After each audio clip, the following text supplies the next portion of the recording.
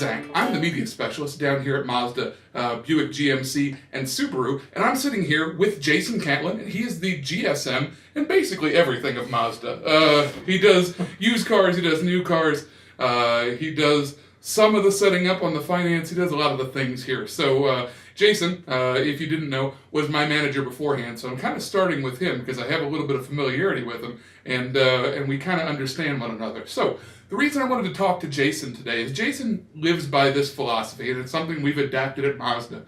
We can replace the car, not the customer. And I wanted to talk to Jason a little bit about what that means and why he says that thing to customers, and really what that does in a sales process that kind of, will change the way somebody thinks about you or your car or your dealership. So, Jason, where did the we can replace the car, not the customer come from? Well, I'm going to give you a little bit of insight to my background a little bit. I came to the US 9 years ago, and when I first came here, I didn't have any family here, I didn't have any friends here, and I came straight into the car business selling vehicles. And unfortunately, I didn't have a book of business to start my practice off. So what I did and found real easy was, in my theory, it's pretty simple. We're not really selling cars, we're selling relationships. And once you start to understand that, you realize that the customer comes first and the cars are really there. And my philosophy going on to that is pretty simple. I get to deal with the manufacturers on a daily basis, and if I called my manufacturer right now and said, hey, I need 50 more CX-5s, guess what? They're not going to tell me no. They're going to send them to me straight away. The difference is I don't have 50 customers walking in my door every single day, so I have to make an impact with those people when they come in. And the only way I can do that is have a relationship with them and make them understand that it's more about them than the actual car deal itself. Because this day and age, it's not about how much you're willing to make, it's about how much you're willing to lose. So that's kind of really where my philosophy comes from.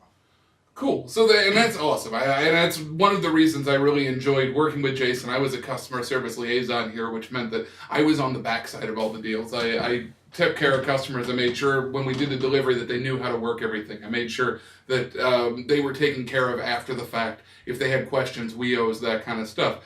But that kind of draws me into that process question, I guess, of what does that mean in your process? What is when you get into the actual selling part of this, what does that mean? What do you do differently than you think maybe some other sales managers at other places you've worked do differently because you have that mentality versus, just saying, well, you want my car, you don't? Well, it's really easy. It's actually very as simple as it can be.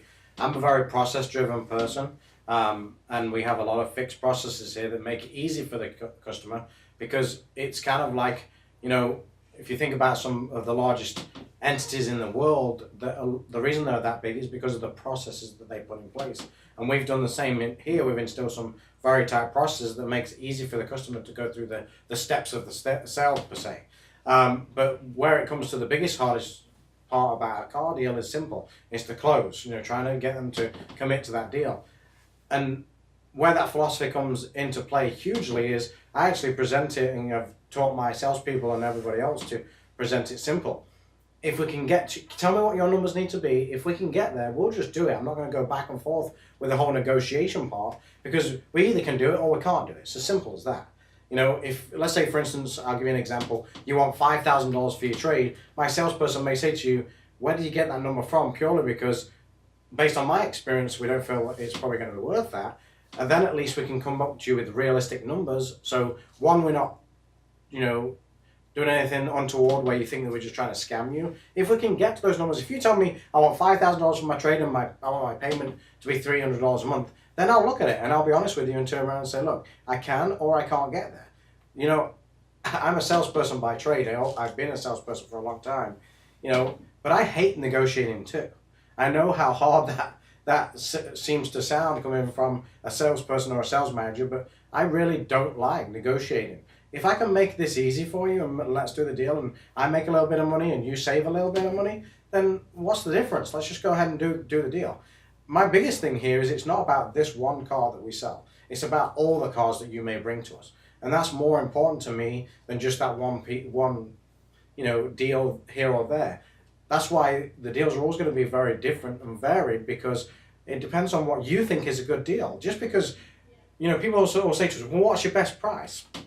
Well, that's kind of relative. It depends on what you think the best price is, or what where your head's at. Some people come in here and ask for $10,000 off. I assure you, we don't have $10,000 a room. No matter what you think or what you think you've seen, those days are long, long gone. Whether you believe that or not, that's a fact. So that's why I say what's the best price is relative, because it really depends on where your mind's at and whether you think 10,000 is enough or 1,000 is enough. I'm kind of rambling on a little bit here, but I'm going to ask you all a question, and this is what I ask a lot of my clients is simple. If you walked into Macy's right now and bought a pair of jeans, do you negotiate on that price? No is the answer. But you're okay to spend 85% profit, let them make 85% profit on that item of clothing without a bat of an eye. Now, I know we're talking about a whole different range of cost here, but the fact of the matter is we don't have those kind of profits. So going back to my first point, if I can make the deal, I'm not going to mess around. I'm just going to do it, because it just doesn't it's not worth my time or your time or anyone's time to negotiate over $5 or $10 or $20 or $30 or $40 or $500. If we can do it, we can do it. That's as simple as it gets. Cool, and I think that's awesome. And so the last thing that I really kind of wanted to talk to you is that you, more than any sales manager that I've worked with, get out from behind the desk a lot. And that's part of that process, at least in my eyes, that we can replace the car, not the customer thing. And I know a lot of sales managers that I've worked for, or that I've just dealt with when I was buying cars, would sit behind a desk and you never really saw them unless everything had gone wrong and they were trying to stop you from walking out the door. And that's really not your process. And so talk to me a little bit about why you go out early when we're talking to customers, and what you feel like that does for the dealership and for us at Mazda here. There's a couple of reasons why I do that, Zach. Is one, I miss selling. I enjoy doing what I did. I'm a very ambitious person, and I wanted to progress in my career and still want to progress in my career. But I do miss speaking to customers. The reason I got into car sales in the first place was, one, obviously back then, we're talking 15 years ago, a lot of money can be made in the car industry. Things have changed dramatically recently, especially in the last 5 to 10 years. However, it was the excitement of talking to somebody and getting to know somebody and finding out what they really are looking to achieve. My personal thing is pretty simple. I'm a problem solver. I'm a strategic person. I like to try and figure out what your problems are so I can fix those problems. That's kind of my biggest thing that it's kind of my hot button. What really makes me tick is I want to fix your problems. So that's one of the reasons why I come out early, because I miss that. I miss coming into a deal and meeting people and trying to find out what they're really trying to achieve and seeing if I can make that work too. Because at the end of the day, you're coming here for a service. You're looking to purchase a car. National average states that 1.45 dealerships are visited these days before you purchase a vehicle. Back 10 years ago, it was 5 dealerships before.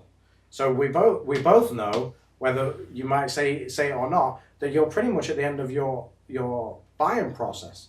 There's always the 80-20 rule. 80% of those people are doing that, 20% aren't. But the fact of the matter is, you're here for a reason. Most people don't like coming to a car dealership, and that's fine, and I also appreciate that. But at the end of the day, you're probably here because you need something, and it's my job to try and find out what that need is. Then on the flip side is, some of you may have seen my videos if you've sent leads in or whatnot, but it's pretty simple.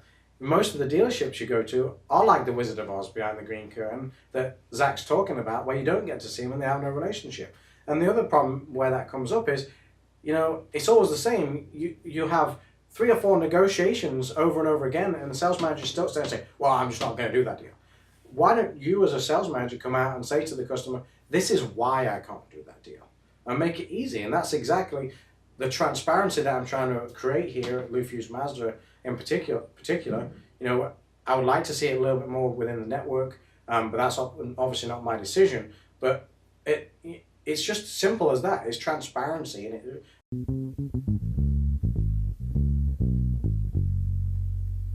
All right, so the last thing that I wanted to do with Jason, and I kind of sprung this on him, whenever I describe Jason to somebody, I always tell people that Jason could sell water to a lake. So this is my kind of little trick for him is I'm going to give Jason 30 seconds. I'm going to time him, actually. So I'm going to give him 30 seconds. Oh, no, this is going to be fun. We're going to see exactly how good Jason Catlin is here today, folks. So I'm going to give him 30. I won't interrupt him if he doesn't hit it, but I am going to test him to see where he's at. So I'm going to give him 30 seconds to give you his best pitch on why Lou Fusz Mazda is where you should buy your next car. So ready, set. It's real simple. We treat you like family. The team's a family. We've kept the same people here for such a long time now, and that's been the key. Is you get treated with respect, and that's a motto of ours for Lou Fusz. It's all about treating you as a family. If you want a family deal, Lou Fusz is the best place to go. So that's it. 19 seconds. 19 seconds. Look at that. Truth be told, we were recording this before. At exactly 10 minutes, my camera stopped recording, and so we lost the 4-minute version of that. So that's why I timed him on this one, to keep him honest on me. But one of the things that I think you did talk about in that last one, and I really did kind of want to get back into that thing, is what it means to be part of the family here at Lou Fusz Mazda. Because you mentioned that we've kept employees around very long. We've got basically the same kind of core group of people that I started with. A couple people have come, a couple people have left. We've gained some really amazing things. We've lost a couple really amazing things along the process. But we've kept that customer service. We've kept that belief in the core that we can replace the car, not the customer. And that all kind of ties into that family that you've built here, and talk a little bit about that. So I'm very much a team-oriented person.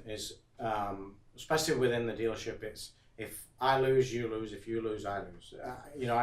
I think Zach will back me up. I actually go to bat against the owners, and they may watch this. A lot of times for my salespeople, when really it was not an idea of mine, or it doesn't have anything to pertain to me. But the fact of the matter is, I have their back, and I'll be their voice, and I'll also go to bat for them. But that also comes from the customer side too. If something's wrong, I'll try and fix it, and it's as simple as that. But going back to the salespeople, Zach's right. We've kept the same core for a long time now, and in the car industry, that's not very that doesn't happen very often because it's usually a revolving door. Because this is a tough industry to be in. But one thing we've done here is kept everyone in the same process, same philosophies, same theories, same. What am I thinking about?